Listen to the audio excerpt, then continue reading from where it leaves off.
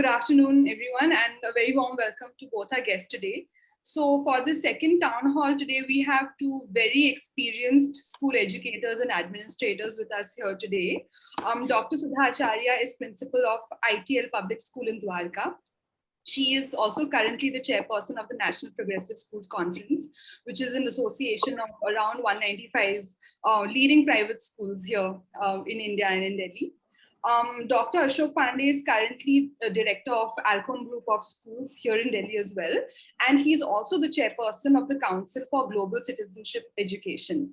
Both of them have been working in the sector of school education for around 3 decades now. And they've both done various roles of leadership on school governance. So today they're here with us today to talk about the impact that they see that the Central University's entrance test is likely to have on school education. So as most of us might know, the central government has moved to conduct undergraduate admissions in all central universities through this common entrance test. And though this is a higher education move, we all understand how gateways and admissions to prestigious and coveted higher education institutes really shape school students' journey through school, especially in their senior year. So that's something that we hope to explore and understand today. So I leave it open to both our guests for any preliminary thoughts that they might like to share about this, and then we'll move forward with questions and answers after this. But I'm sure this is something both of you have spoken about and written about a lot. So I leave it open to you for your early remarks, ma'am. Yeah. Sudha, you go first. Okay, sir. CUET seems to have put an end to the culture of high cutoffs. With an aim to take the stress off students and the burden of multiple exams.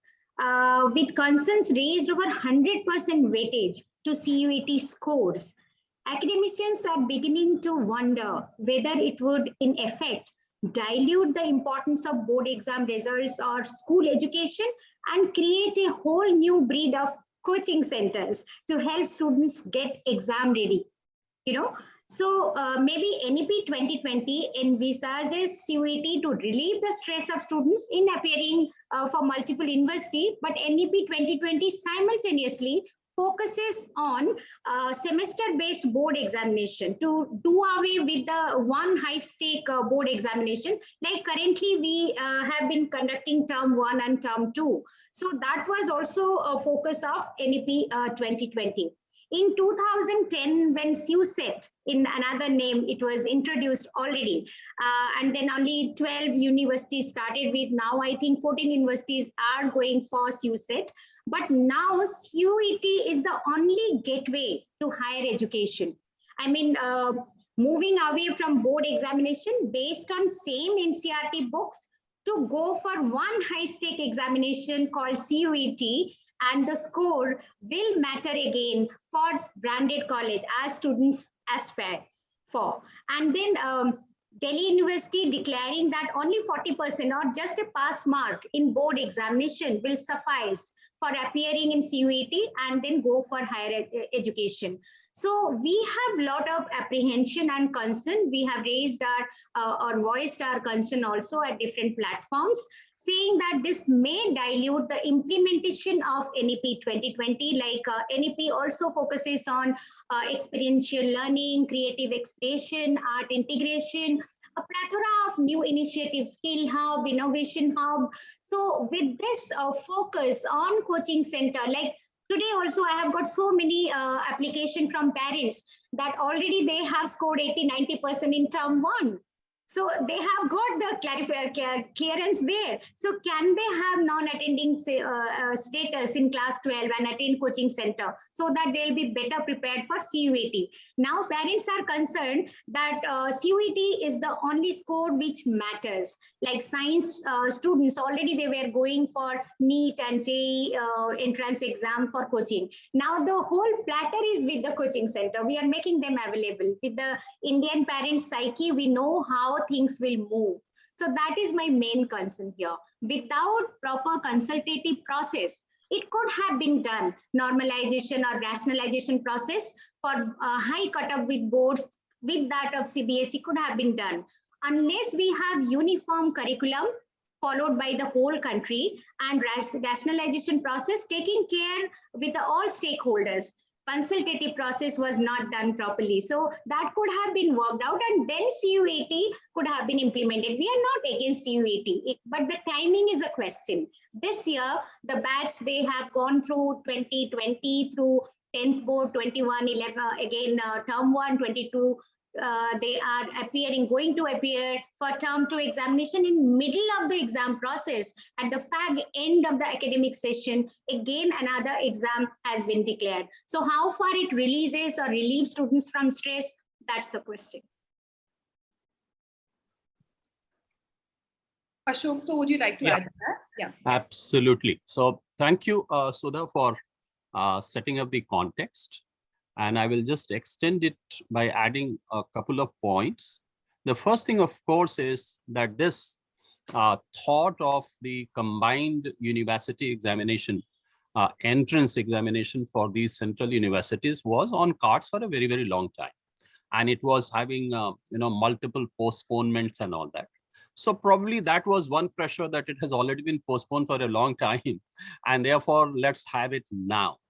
But what has happened, in my opinion, is that in that rush or in that pressure, three very important and very significant things have been missed out. The first, of course, is the context.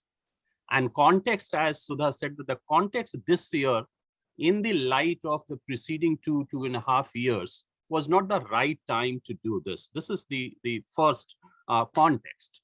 And of course, the rationale for this needs a lot of debate, and that is why that process of debate should have been carried out. And the third is what the country wants out of its youth in terms of their education in the schools and the colleges and other streams of education. We want them to develop the values and knowledge and skills. We want them to be sufficient and competent to take on their future. But at the same time, we also want them to understand Indian ethos, culture, art. We want them to be the community builders. We want them to use technology with a lot of responsibility for the social good. Now, if all these things have to be done, then they need to complete their schooling up to class 12.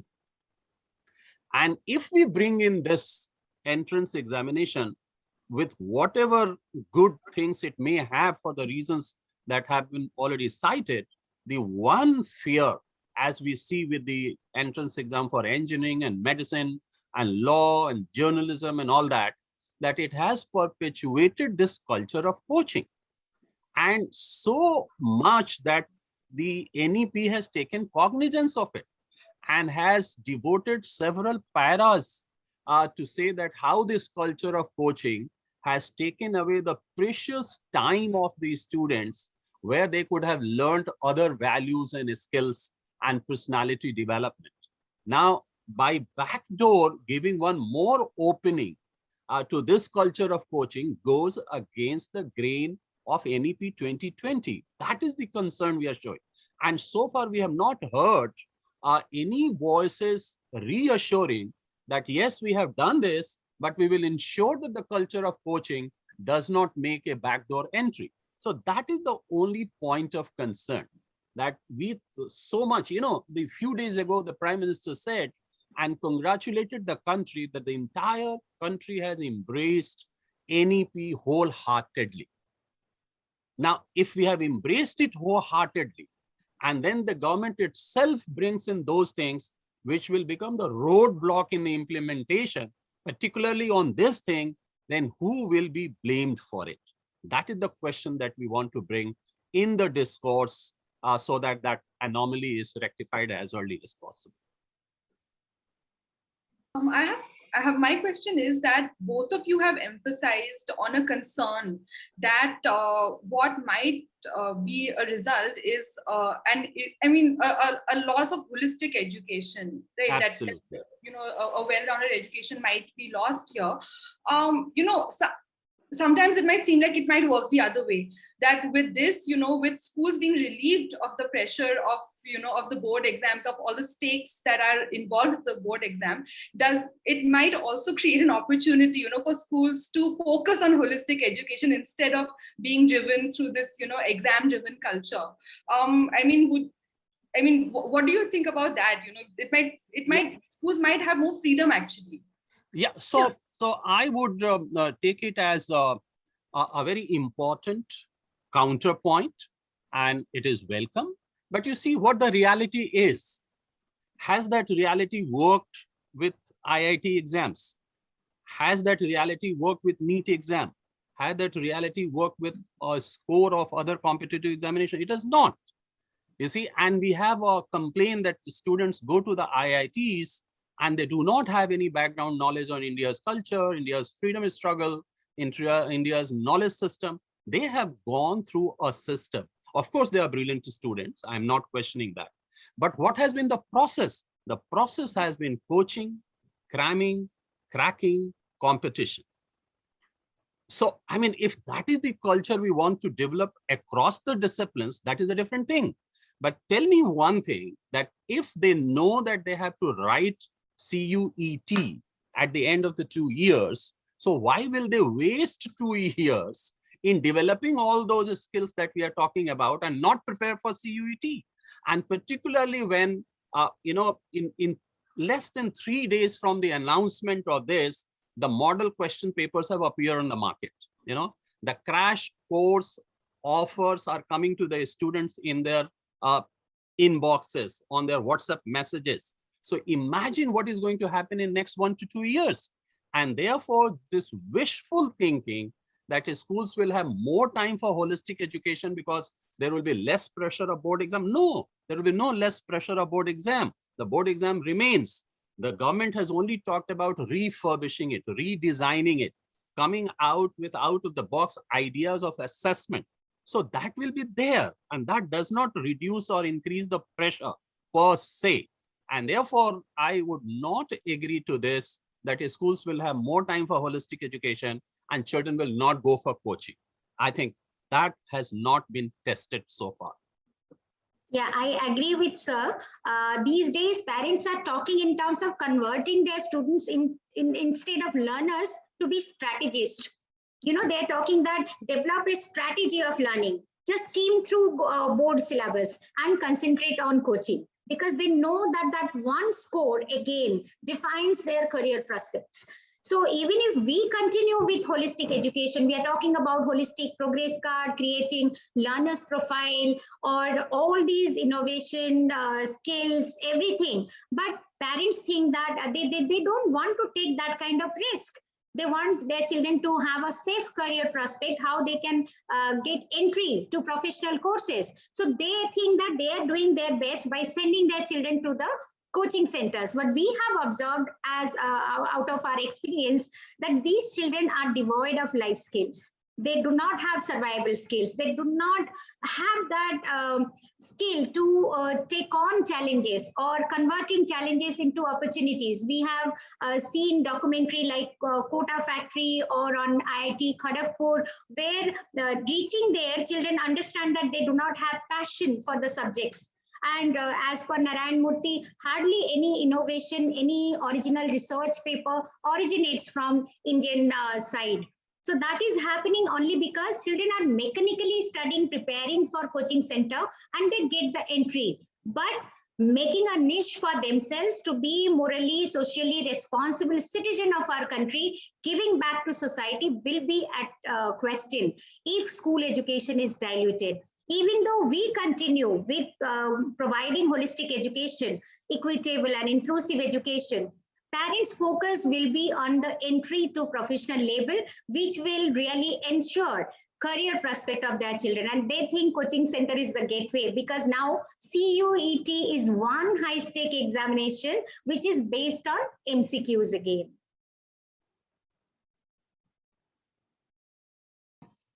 we, both of you talking about a coaching-driven culture, but we also had the UGC chairman join us a couple of weeks back, and he had emphasized that this will be, it won't be an exam like JEE. It's going to be a simple exam, which is based on NCERT syllabus, which is already being taught in your schools. So, I mean, do you feel that this fear is a little, is a little premature? Maybe once we see the exams, we might get a sense that it's actually not that much of a, maybe it won't be that much of an not that intimidating to students. Maybe it won't be this difficult after all. You're on mute, sir. Sir, you are on mute mode. Okay, so let me take it further, Sukriti. If I ask anybody, that tell me one competitive examination, howsoever easy or difficult it may be, and it does not have a full-fledged coaching program for that. So that is not there in this country. This is number one. Number two, the purpose of education, it has got two purposes. Number one is the primary purpose, and second is the secondary purpose. So what is the primary? That we study the subjects and we want to develop the domain expertise in that.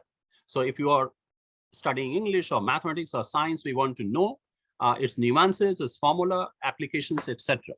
But while studying these things, the secondary purpose is to develop self-efficacy, to develop ideation, to develop ability to apply these ideas, to develop those qualities and soft skills which will make us be competent to work in a team, in a multicultural team, so to say. So where will we develop all these qualities?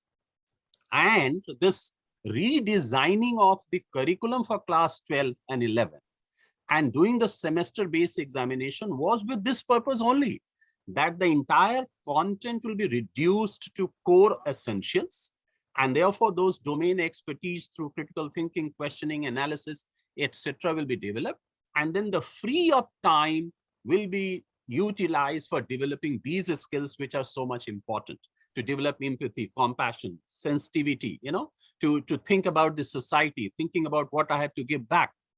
And that is where it is coming into question, because the children at that stage and the parents through their aspiration, they are more focused on that my child should be admitted in this college and university. And for that, it is necessary that my child does well in the examination, entrance examination. And for that, additional coaching is required because the school is focusing on so many other things which are not going to help him crack the examination. So it is that conflict is where our problem stands. Yeah, I agree with sir, because now with this CUET, which is completely MCQ centric. Sukrita, I just want to point out this point. Board examination, even this time also, we had two terms. Term one is MCQ centric and term two will be descriptive. So when children came back recently, we could see that huge gap in writing skill. They have lost their writing skill because term one, they prepared and then they did not have to write. It is just MCQ. Now term two, we are observing in the school itself, there is a loss of writing skill. And for CUET, again, they don't have to write. When we are speaking about creative expression and understanding, comprehension, all those things, the uniqueness of every child cannot be assessed through CUET, because board exam is more inclusive, both formative as well as comprehensive, because term one was MCQ based and term two will be assessing their writing skill. So that part is missing in CUET. And then the third part of CUET also focuses on current affairs or logical reasoning and go back to class 8 level of mensuration, arithmetic, algebra, all those things, numerical ability. So children, those who left maths in class 10th and they are doing humanities, course in humanities and flourishing there. They're enjoying their subject. Again, they have to go back and refresh. So for that, they have to go for coaching. Now itself, children are talking to us that we have to refresh our knowledge, even if it is class 8 level maths. But we have to go back. This batch, they were not told that their college admission will be based on CUET. So they are very committedly preparing for board examination, even consequently also. So NCERT book will be the syllabus. then why to do away with board examination? And our problem is not giving any weightage to board examination for college admission. That will completely shift the attention of parents from schooling to coaching. If I could just come in for 1 second. So if you had the option of rolling something like this out, I understand your apprehension. What would you have done differently? How could this have been implemented in a more acceptable manner, according to you? Yeah, Rahul, I think this is something that absolutely brilliant, your intervention here. Let me preface my answer by a couple of things which are very, very relevant here. Now, what are the international benchmarks for undergraduate and postgraduate admissions? Have you studied that? The international benchmarks are, of course, your marks in the +2 is there, but at the same time, what kind of person you have been till 17, 18 years of age? What is the community engagement you have done? You know, what are those soft skills that you have developed? What is your outlook towards life? What is your outlook towards society?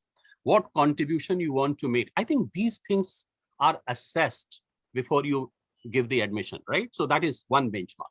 The second thing is, going back to what Sukriti mentioned in the previous question, that is schools will have more time to develop them holistically, fine. But then if we develop it, it's assessment. And then the students and the schools and the parents and the teachers will have to be incentivized for that. So where is that incentivization? You know, you're doing all those things, but you're saying that no, you go for this entrance examination. So this is the second thing. The third thing is, despite all this, we are only saying it is the timing, the context, the rationale coming in conflict with NEP is the problem. Now, with this background, let me come to your question. And my suggestion is that on one hand, this entrance examination is something that we welcome to the extent that all these universities are spread across the country.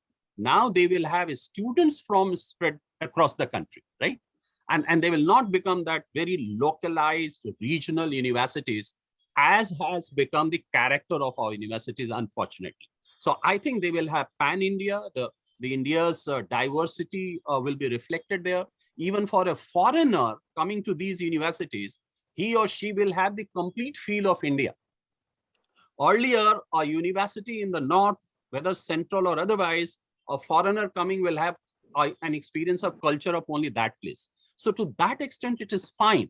But in the light of the discussions that we have had for the last 20-25 minutes, I think the best thing would have been, or the best thing would be, that entrance examination, yes, but board examination plus, which means what? That a certain weightage of the board examination should be there. And then there will be an incentive for that, okay? And then there will be an encouragement for that.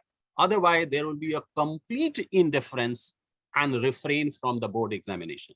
Rahul, let me tell you, many years ago, there was a committee of IIT directors. And even for IIT examination, it was suggested that we should have a weightage of class 12 examination and not only the entrance examination for various political, regional, sectarian regions that was not implemented. So I think it is already there. The model is there, and I think it is to be re-looked at. Yeah, I agree with Sir completely. When international boards are recognizing our class 11 marks and 12 predicted scores, they take it from us before giving admission, and a whole learner's profile. I mean, as Sir was saying, whether the child was working for environment, for community, where all the child has participated, what kind of child they are taking in, what is the value system, what are the moral responsibility the child has. So all these things, maybe we will continue in the school where it is going to be taken or recognized by CUET, because it is just one entrance exam based on MCQs. So school may continue, but without any assessment, without any recognition of all these marks or assessment or value system, parents would not take it. I mean, that we can tell you out of experience only. So when international university like Singapore children are appearing, we make their learners profile and send it. Letter of recommendation, how the child was with us, how his life had been or her life had been for last 14 years. So there is no recognition of this skills, values, attitudes, or knowledge-based system with CUET at all. So that's why the apprehension and concern is rising. One of the Hi, I'm sorry, Malika. Yeah. Malika, who's our chief reporter, would Yes, like yes, to ask. Malika, come in. Yeah. Hi, We were ma'am. waiting for you. Yeah. For a couple of questions I wanted to ask. The first is when you talk about the international universities, you know, how they admit students, how they take into account an entire profile of the student and the student's school life. In India, like these things come with certain baggages. You know, we have the issue of caste and gender discrimination and all of these things. So do you think that's a feasible or a fair assessment of a student's life? Because, and you know, educators are of course not supposed to be, and most of them are not, you know, biased, but we're all humans, and you know, there are instances where biases do creep in. So would that that method perhaps be workable? The second question I would like to ask is, what category of student do you think suffers the most because of the new system, because of this whole coaching, you know, less emphasis on school education, as you put it, and cropping up of new coaching centers and these packages, so to speak? Just these two questions. Thank you. Yeah, brilliant. So number one, let me start with the end. Any system that you, even in the entrance examination, I think those socially, economically disadvantaged group will be given weightage, right?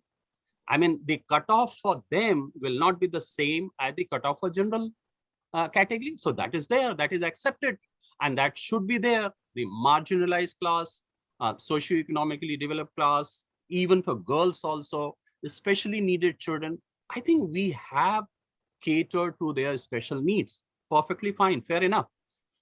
So the problem is not that, Malika. The problem is, I think, the huge numbers that we and the logistical nightmare that it creates for any institution which is going to admit a large number of children. Not large number of children admit only the seats that they have, but the applicants are large, right? So I think we also look for a shortcut, and we also look for, you know, where the logistic nightmare does not derail the whole process. I think I will recognize that.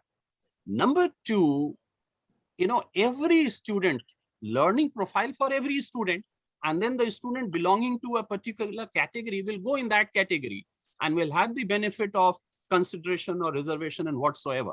So it does not come in conflict with the learning profiling. It does not come in conflict with the board examination. The problem is the large number. And are our universities prepared to go into an entrance exam or an admission process which is centered on students' profiling? Probably they're not ready for that. And even in our own country, the private universities, they have totally changed their admission process. They're not going through the process of entrance examination or something like that.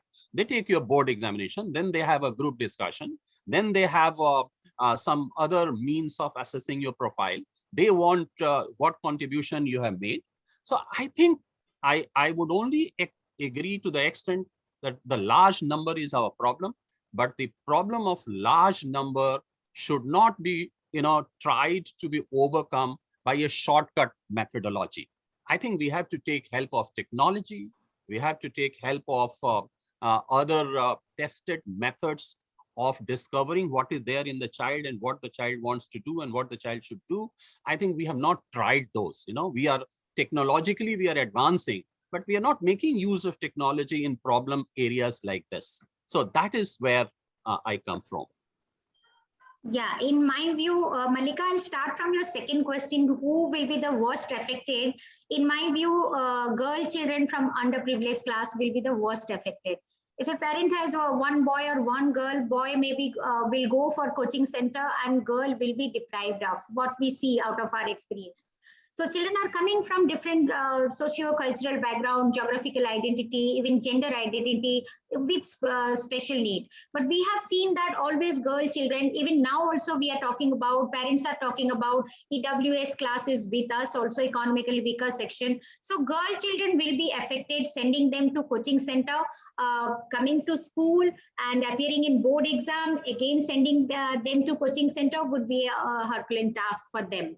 So this is one thing. But in board examination, I would like to point out here the internal assessments, which we really assess, are based on this holistic profile. If we take about climate action, the project which we have taken about, or sustainable development goals, the activities which we do, I find in rural areas, they are much more having a lot of platforms to do these activities. They are more oriented towards this, how to take care of our environment, sustainable development, reduce, reuse, recycle. What we are orienting our children in Delhi, maybe a child in rural area is better oriented towards that because they understand the value of electricity, water, and the scarcity of it. So assessing children or creating learning profile will not be a problem. That we are doing continuously throughout the country. I mean, CBSE has 30,000 schools spanning around the country, and all of us are doing the same.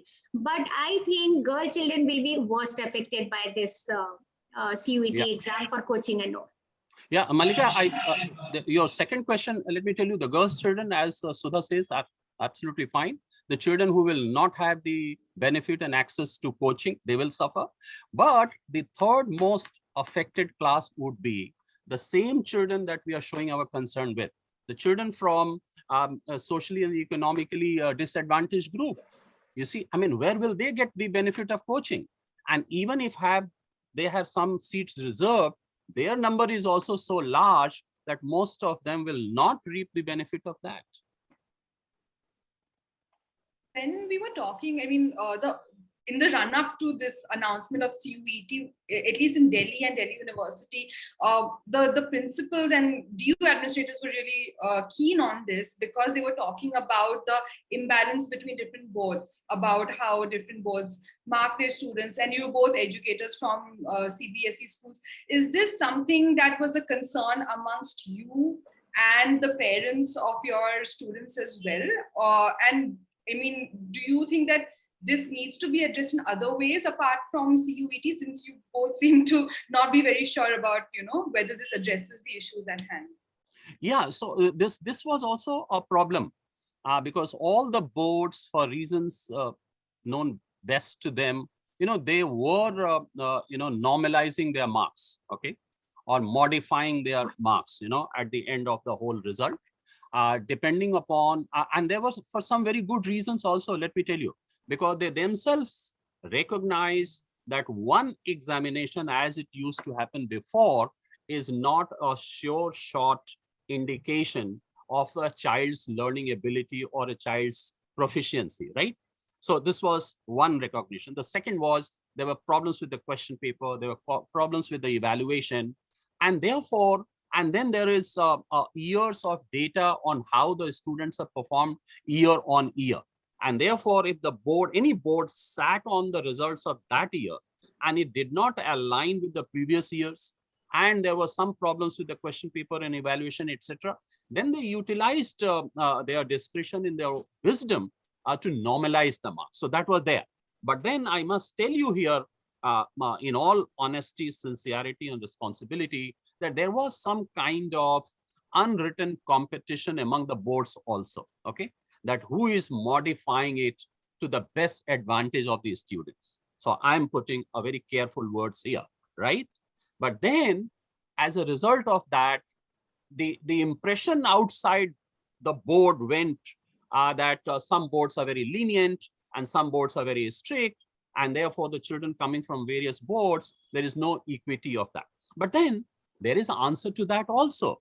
There is one institution here, BITS Pilani, which till some time ago, they used to take direct admission in their undergraduate BTech programs, and all the board children will come and they will normalize their marks.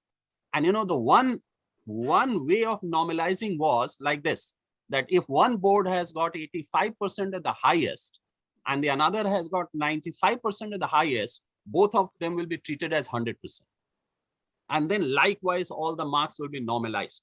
So there are, I think, a huge amount of research available across the world as to how to reduce this impact and normalize the marks. So it can be done, not 100%, but to a great extent it can be done.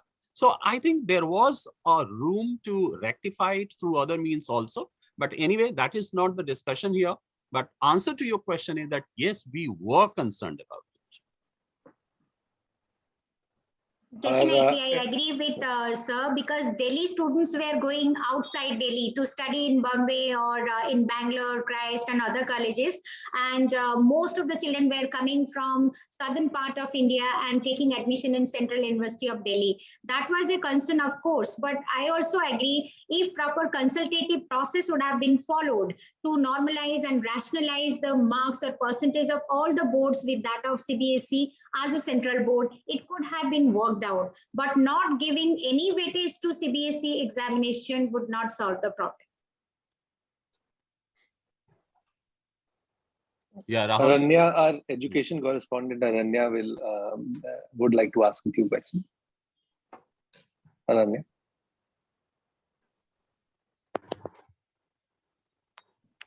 Hello. Yeah, Yes, we can yes, hear you. Yeah. So, ma'am, I had two questions actually. So one of them is related to DU, because the DU has already announced that the way it would hold CUET is that students can only sit for exams in which they have appeared in class 12. So even if they want to study a subject in graduation, say if they come from a science background and want to study history, they'll still have to sit for CUET in the subjects that they've studied. So there are some apprehensions that this could favor science students as opposed to humanities students, because those are higher scoring subjects. So I wanted to know if you had anything to say about that. And the second thing I wanted to ask is that both of you are saying that a mix of the class 12 board and the CUET score would have been a better method to admit students in universities. But do you think there can be an argument made there that would actually create dual pressure on students because they have to think of performing well in two separate exams? Thank you. So the second one, these are not two separate exams. Even now also the two exams will remain. The board exam remains and this entrance exam will remain. So that argument does not hold here. But your first point is very good. And therefore, I wish you were on our side rather than the side that you belong to right now. So that is also one of the problem, that I want to do history honors, but I have to appear for physics. And I did not like physics for 2 years and my scores have not been good. I have not enjoyed it particularly. I have not developed those concepts. And therefore, my chances of getting history honors is further reduced. So yes, that is another anomaly in the whole thing, and how this will be taken care of is something to be seen. So, I mean, as we go, I think we will come across many nuances like this. And in all fairness, I would say that any system you develop, I think it is very difficult to foresee everything in one go. That is why it becomes an evolving process. We will go through it, we will learn. But the only thing we are repeatedly saying is that if we could have given a little more time for this, little more consultation, little more study like this, and finding out a middle path, things would have been better. Yeah, I completely agree. Children, specifically those who are going to change the stream or subjects, would be very adversely affected. If a science student wants to pursue sociology honors or psychology for graduation, then still they have to appear in the subject domains what they have studied. So that would be greatly disadvantageous. And as Aranya asked, that school examination and CUET will put more pressure. In my view, school examination and CUET will assess the child's holistic aspect. If the child is good in art expression or somewhere else, the school will assess that. the whole learner's profile. If the child has done something, then internal assessment is also a part of board examination. Practical examination, theory plus internal assessment. So what are these internal assessment? Taking care of uniqueness of every child, how the child is doing in different domains. So that would have been also assessed. Now, giving no focus on board examination and only depending on CUET will really deprive the child of this aspect. If the child is good somewhere else, it is not getting recognized. Like the both of you said, the CUET was a long time coming. It wasn't a surprise announcement. It wasn't something that we haven't been expecting.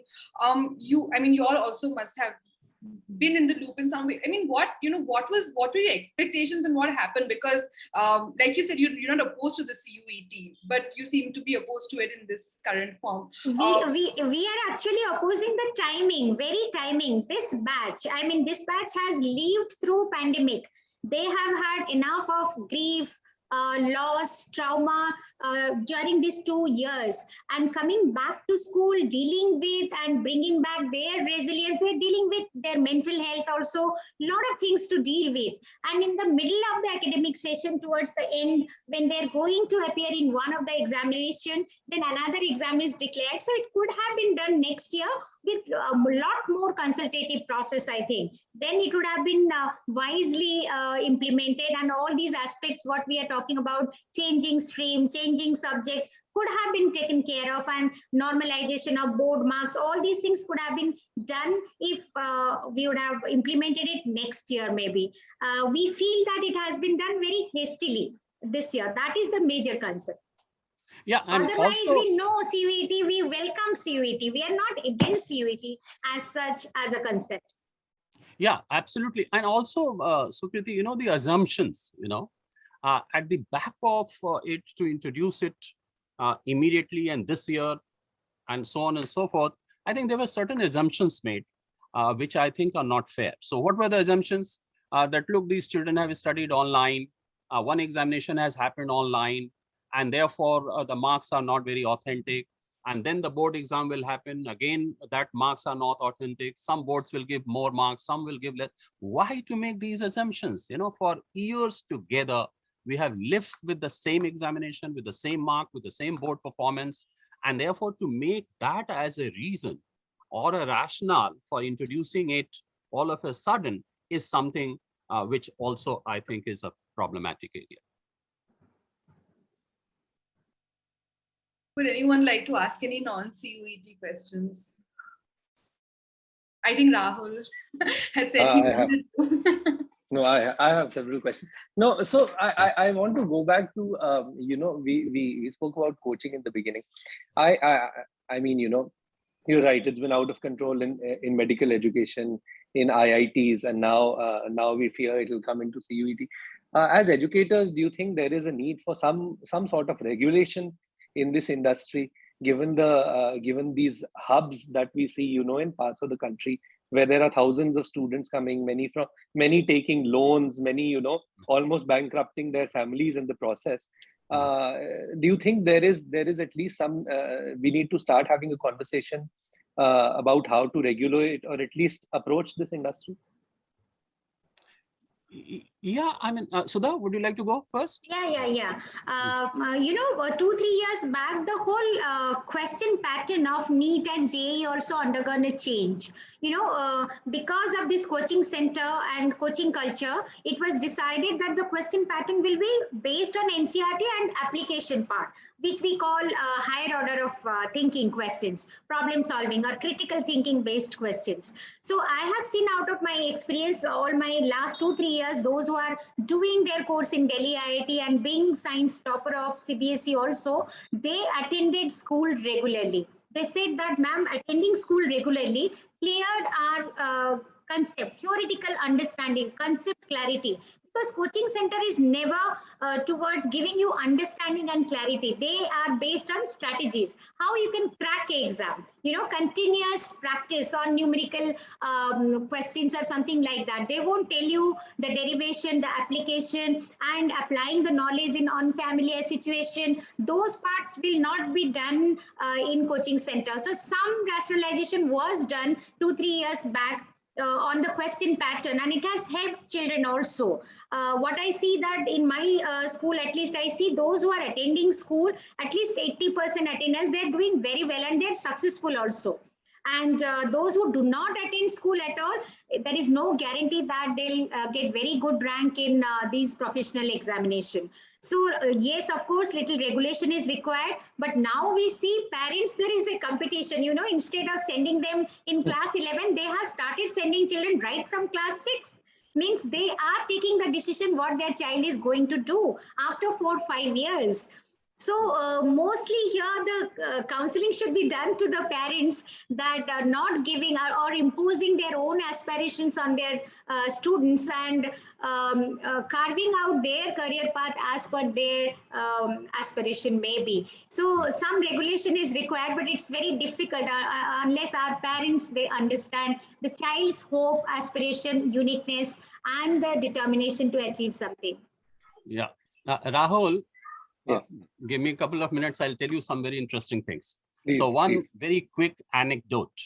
So one of my students, who wanted to become a doctor, and he left my school after class 10 because we said that we have full attendance. You have to come, experience schooling, take part in the sports, drama, theater, everything. And his father decided to withdraw him and put him in a proxy school. What regulation you're talking about? There are proxy schools where you just admit your attendance will be given and you study 24/7 by 365 for coaching, right? So this is the state of regulation. Anyway, in short, what happened? He did not go through the medical, right? He couldn't crack. So after class 12, he somehow managed to get enough marks to get into a sports quota. As my student, he was a squash player number 4 in Delhi, right? And under a squash quota, Rahul, he got admission in St. Stephen's in English honors. And to cut the story short, today, in the 3rd year itself, before his final exam, he was hired by Deloitte, and he is one of the consultants working with them, right? So why I'm saying this is the culture of coaching. So let me bring in, I just pulled it out and allow me to read it, what NEP chapter 4, para 36 says, just in case you have not gone through it. The current nature of secondary school examination, including board exam and entrance exam and the resulting coaching in culture of today, are doing much harm, especially at the secondary school level, replacing valuable time of true learning with excessive exam coaching and preparation. These exams also force students to learn a very narrow band of material in a single stream, rather than allowing the flexibility and choice that will be so important in the education system of the future. This is what the NEP says, right? So, I mean, this is one thing that we totally discourage it and prevent it. And there is another challenge that since it is not possible, you regulate it. To what extent will you regulate it?